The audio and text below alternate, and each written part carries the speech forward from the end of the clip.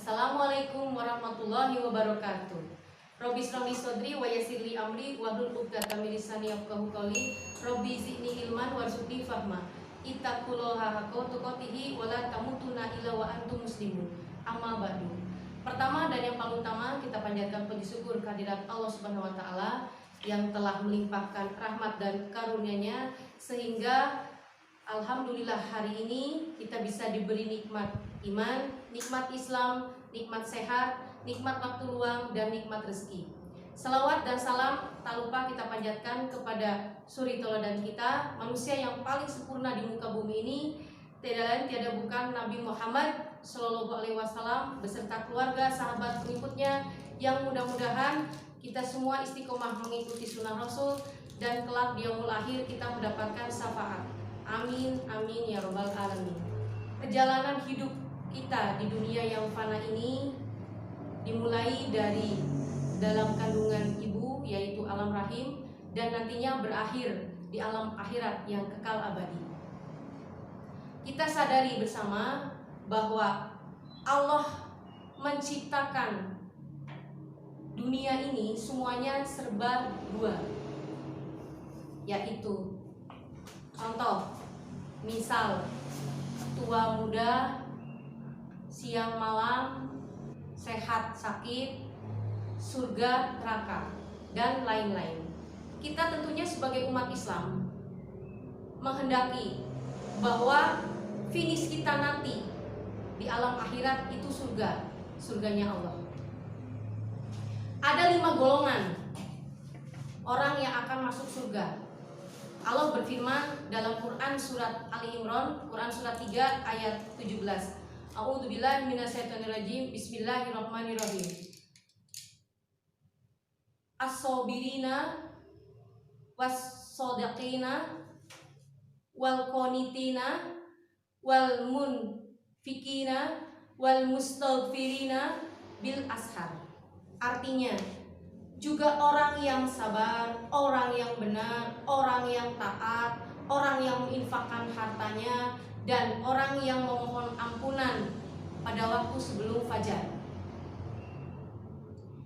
Golongan yang pertama adalah orang yang sabar. Allah menguji semua makhluk, dan ujian yang Allah berikan itu ada 2, berupa kemudahan dan kesulitan. Jika kita diberi ujian oleh Allah berupa kesulitan, maka hendaklah kita untuk bersabar. Allah sangat menyukai orang yang sabar, dan Allah beserta orang-orang yang sabar. Sebagaimana firman-Nya dalam Quran surat Al-Baqarah, Quran surat 2 ayat 153. A'udzubillahi minasyaitonirrajim. Bismillahirrahmanirrahim. Ya ayyuhalladzina amanu sta'inu bisobri wassalat innallaha ma'as-sabirin. Artinya, wahai orang-orang yang beriman, mohonlah pertolongan kepada Allah dengan sabar dan sholat. Sungguh Allah beserta orang-orang yang sabar. Golongan yang kedua yaitu orang yang benar. Makna dari orang yang benar di sini adalah orang yang istiqomah untuk mengikuti Al-Quran dan Sunnah Rasul. Al-Quran itu firman Allah, dan hadis atau Sunnah Rasul itu semua tuntunan hidup Rasulullah SAW. Pada saat sekarang ini kita sudah masuk zamannya yang namanya Ruwaibidah.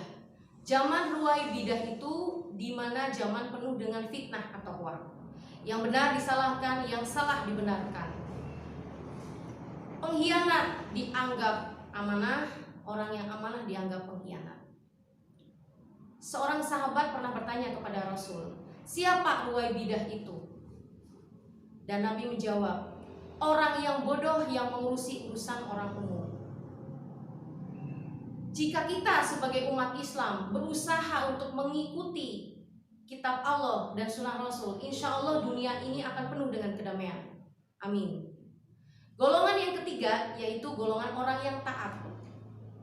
Allah berfirman dalam Quran surat An-Nisa, Quran surat 4 ayat 59. A'udzubillahi minasyaitonirrajim. Bismillahirrahmanirrahim. Ya ayyuhalladzina amanu atiullaha wa atiur rasula wal ulil amri minkum, yang artinya taatilah Allah, taatilah Rasul, dan taatilah ulil amri di antara kamu. Ulil amri di sini artinya pemegang kekuasaan. Bisa pemerintah, bisa ulama, dengan satu syarat, mereka semua berpegang teguh kepada Al-Quran dan hadis. Yang keempat adalah golongan orang yang menginfakkan hartanya. Harta yang diinfakkan di sini pastinya di jalan Allah. Pada dasarnya, semua harta yang kita miliki di sini, di dunia ini, semuanya adalah hak guna pakai, bukan hak milik. Harta yang kita miliki sesungguhnya itu hanya titipan untuk menguji apakah kita ini termasuk hamba yang bersyukur atau yang kufur akan nikmat Allah. Jika kita bersyukur, salah satu bukti bentuk implementasi rasa syukur kita terhadap nikmat yang telah Allah berikan, yaitu dengan cara berinfak. Infak itu salah satu wujud nyata bentuk kepedulian kita terhadap orang lain. Karena khairun nas anfa'uhum linas, sebaik-baik manusia adalah yang paling bermanfaat bagi manusia lain. Dengan cara apa? Dengan cara infak secara ikhlas, hanya mengharap ridho dari Allah. Harta yang kita makan jadi kotoran, harta yang kita tinggalkan jadi rebutan, harta yang kita infakkan insya Allah akan jadi amal jariah kita di alam akhirat kelak. Insya Allah, amin. Dan yang terakhir, yang tak kalah penting adalah golongan orang yang memohon ampun pada waktu sebelum fajar. Orang ini dengan secara ikhlas bangun sebelum subuh, melaksanakan sholat fajar 2 rakaat, kemudian mengucapkan kalimat istighfar, Astaghfirullahaladzim, alladzi la ilaha illa huwal hayyul qayyum wa atubu ilaih. Demikian yang bisa kami sampaikan, semoga bermanfaat. Subhanakallahumma wa bihamdika asyhadu an la ilaha illa anta astaghfiruka wa atubu ilaik. Wassalamualaikum warahmatullahi wabarakatuh.